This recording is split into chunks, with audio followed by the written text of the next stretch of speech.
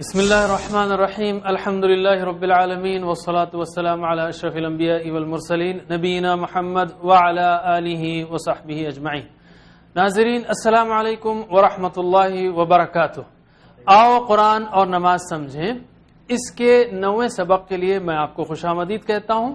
اس میں ہم سورۃ النصر سیکھیں گے اور ساتھ ہی ساتھ فعل مضارع اور 3 نئے الفاظ جو قرآن کریم میں 935 بار آئے ہیں۔ تو شروع کرتے ہیں سورۃ النصر۔ اعوذ باللہ من الشیطان الرجیم۔ اذا جاء نصر اللہ والفتح۔ اذا یعنی جب آ جائے اللہ کی مدد اور فتح۔ اذا یعنی جب۔ اذ اور اذا دونوں کا مطلب ہے جب۔ قرآن میں تقریباً 700 بار آئے ہیں دونوں الفاظ اذ اور اذا۔ اذا یعنی جب۔ جاء یعنی آیا، اصل میں جاء کا مطلب ہے آیا۔ اذا کے بعد جب ماضی آتا ہے جیسے اذا جاء تو یہ مضارع ہو جاتا ہے، یعنی جب آئے، جب آ جائے، یہ مطلب ہو جاتا ہے اس کا۔ اذا جاء جب آ جائے۔ نصر اللہ، نصرت اور مدد یہ اردو کا ہی لفظ ہے۔ نصرت، نصر اللہ، اللہ کی نصرت یا اللہ کی مدد۔ کیوں اللہ تعالیٰ نے یہاں کہا نصر اللہ؟ ہم صرف کوشش کرتے ہیں، اللہ کی مدد ہی سے ہر چیز ہو سکتی ہے۔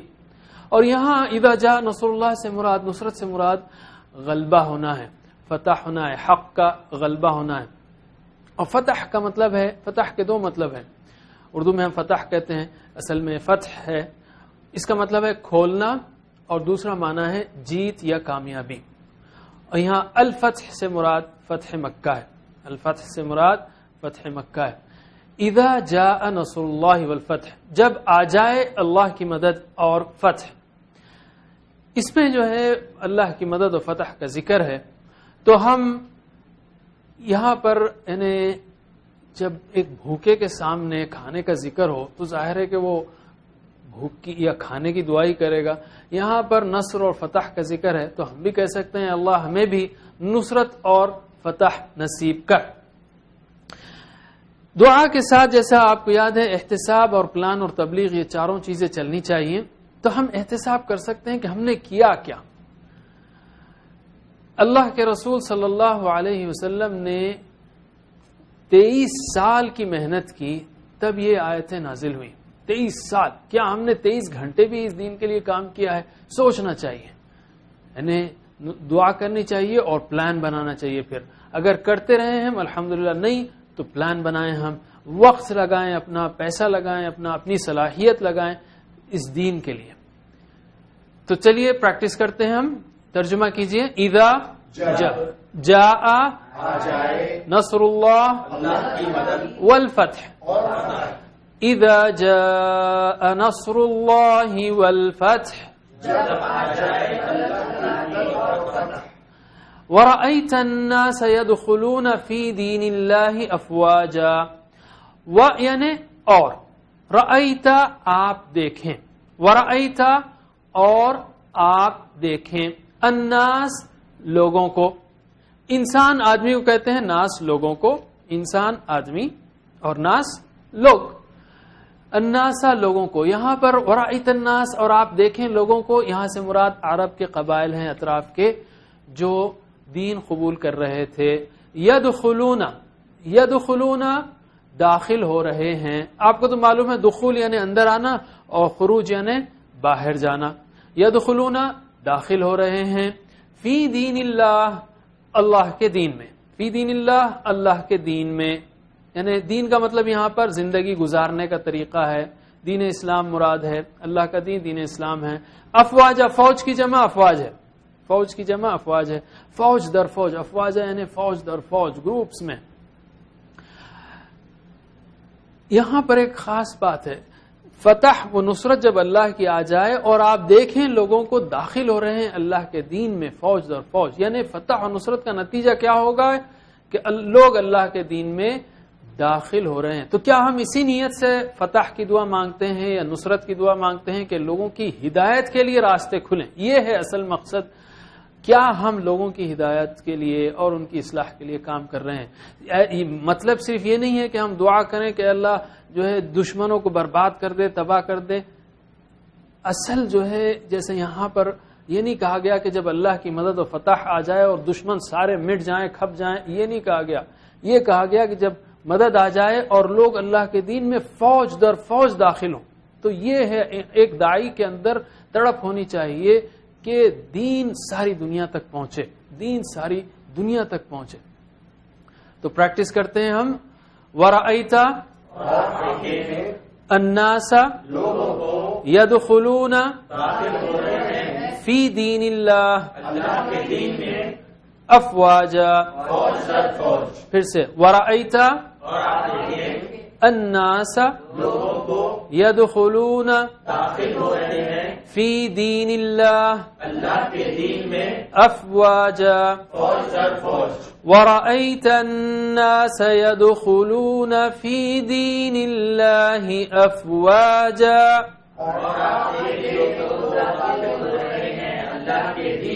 فوج در فوج، اور آپ دیکھیں لوگوں کو داخل ہو رہے ہیں اللہ کے دین میں فوج در فوج.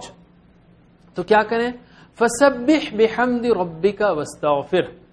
فسبح پس پاکی بیان کیجئے. یعنی پس سبح پاکی بیان کیجئے تعریف کے ساتھ اپنے رب کی اور اس سے بخشش طلب کیجئے. ایک ایک ٹکڑا لیتے ہیں ہم. فسبح یعنی پس، یعنی پس سبح پاکی بیان کیجئے. پاکی بیان کیجئے کہ اللہ تعالیٰ پاک ہے. کس سے پاک ہے؟ ہر نقص سے پاک ہے، ہر عیب سے پاک ہے، ہر کمزوری سے پاک ہے. ٹھیک ہے. بحمدی سبح جو ہے ادروائز دوسرے الفاظ میں سبحان اللہ کہیں. سبحان اللہ یعنی اللہ تعالیٰ پاک ہے. بحمدی بی یعنی ساتھ، حمد یعنی تعریف. بحمدی تعریف کے ساتھ، حمد کے ساتھ. بحمدی حمد کے ساتھ. حمد کے دو معنی ہے، تعریف بھی ہے شکر بھی ہے. تو حمد کے ساتھ پاکی بیان کریں. دیکھیے حمد جو ہے وہ خوبیوں کا بیان ہے، اور تسبیح نقائص کی نفی ہے. تسبیح جو ہے وہ نقائص کی نفی ہے کہ اللہ تعالیٰ کمزور نہیں ہے، اللہ تعالیٰ جو ہے ظالم نہیں ہے، اللہ تعالیٰ تھکتا نہیں ہے. سارے نقائص کی نفی تسبیح ہے. سبحان اللہ پاک ہے، اللہ پاک ہے. اور حمد جو ہے ساری خوبیوں کا بیان ہے کہ اللہ تعالیٰ زبردست خالق ہے، رحمان ہے، رحیم ہے، اکبر ہے. ساری خوبیاں جو ہے وہ حمد ہے. جب دونوں کو ملایا جاتا ہے، تسبیح کے حمد کے ساتھ تسبیح یعنی دونوں کو جب ملایا جاتا ہے تو گویا اللہ تعالیٰ کی کامل تعریف کا یا پوری طرح سے اس کی خوبیوں کا بیان ہو جاتا ہے، اس کی نقائص کی نفی ہو جاتی ہے. اس لیے تسبیح اور حمد دونوں کا ذکر کیا گیا. حمد کے ساتھ تسبیح کیجیے. ربی کا یعنی تیرے رب کی. ربی کا تیرے رب کی. رب جو نہ صرف سارا انتظام کر رہا ہے کائنات میں کہ اس زمین کو رکھا ہوا ہے، سورج جو ہے اللہ تعالیٰ نے انتظام کیا ساری کائنات کا، پلس خود ہمارے اپنے جسم میں ذرے ذرے کی پرورش کرنے والا اور پل پل پرورش کرنے والا، ہر سیکنڈ آکسیجن کھلا رہا ہے 3 وقت کھانا کھلانے کے علاوہ. ربی کا اپنے رب کی. واستغفرہ یعنی اور استغفر بخشش طلب کیجئے، مغفرت مانگیے. ہو اس سے و استغفر ہو اس کو ملائیں گے آپ تو واستغفر ہو اور اس سے بخشش طلب کیجئے. اردو کے الفاظ استغفار، مغفرت، غفور، مغفور، غافر یہ سارے الفاظ اسی سے ہیں. تو جیسا ہم نے کہا سبح یعنی اللہ تعالیٰ تمام عیوب سے پاک ہے، اس میں کوئی نقص نہیں. جب ہم تلاوت کرتے ہیں تو تصور اور احساس سے کرنا چاہیے. جیسے میں نے کہا تو یہ احساس آنا چاہیے کہ اس میں کمزوری نہیں، اس کو کسی کی مدد کی ضرورت نہیں، وہ کسی کے دباؤ میں نہیں، اس کا نہ کوئی بیٹا ہے نہ وہ کسی کی اولاد، وہ اکیلا ہے صفات میں، ذات میں، حقوق میں، اختیارات میں، ہر چیز میں. دیکھیے اکثر قرآن کریم میں اور اذکار میں بھی تسبیح اور حمد یہ ساتھ ساتھ آتے ہیں، لیکن حمد جو ہے تسبیح کے بعد آتی ہے. کیوں؟ آپ دیکھیے جو سچی تسبیح نہیں کر سکتا وہ حمد کر ہی نہیں سکتا. مثلا تسبیح اگر انسان کے اندر شکایت ہو کہ بھئی پتہ نہیں اللہ تعالیٰ نے میرے ساتھ ایسا کیوں کیا، اگر یہ شکایت ہو تو یہ گویا سبحان اللہ کی نفی ہے. یہ سبحان اللہ کی نفی ہے. جب نفی ہے تو پھر پوری تعریف کیسے ہو سکتی ہے؟ اسی لیے ہم رکوع میں جاتے ہیں کہتے ہیں سبحان ربی العظیم، پھر کہتے ہیں سمیع اللہ لمن حمدہ یا سبحانک اللہم و بحمدک. بہرحال ہم اس کے بعد یہ تسبیح کا پہلو ہوا، تو تسبیح پکی ہوگی، کوئی شکایت نہیں ہوگی اللہ تعالی سے، تو حمد بھی خوب آئے گی زبان پر، دل سے آئے گی۔ اس کے بعد ہے واستغفر، اور اس سے بخشش طلب کیجیے۔ ہماری تسبیح بھی ناقص ہے، ہماری تسبیح ناقص ہے، ہماری حمد بھی ناقص ہے، اس پر بھی استغفار چاہیے، بلکہ ہمارے استغفار پر بھی استغفار چاہیے۔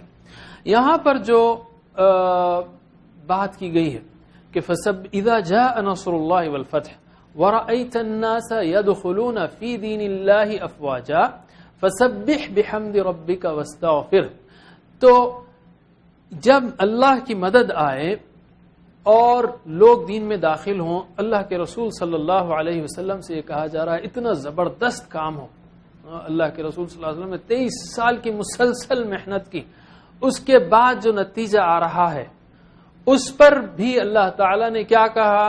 اس پر یہ نہیں کہا کہ جشن منائیے، آرام کیجئے، یہ نہیں کہا۔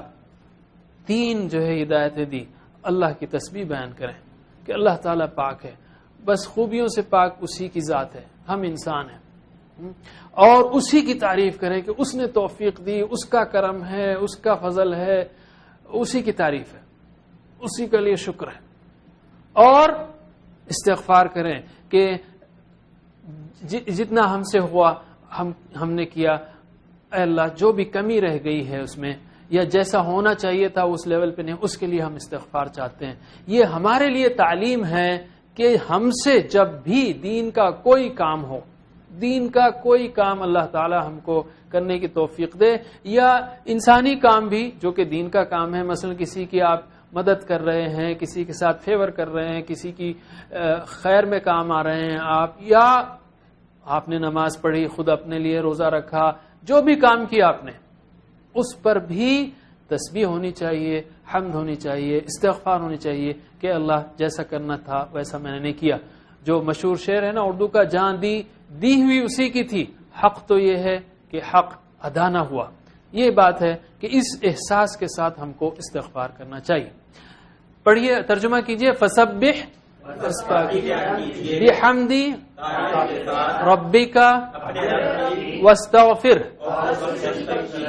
فسبح بحمد ربک واستغفر،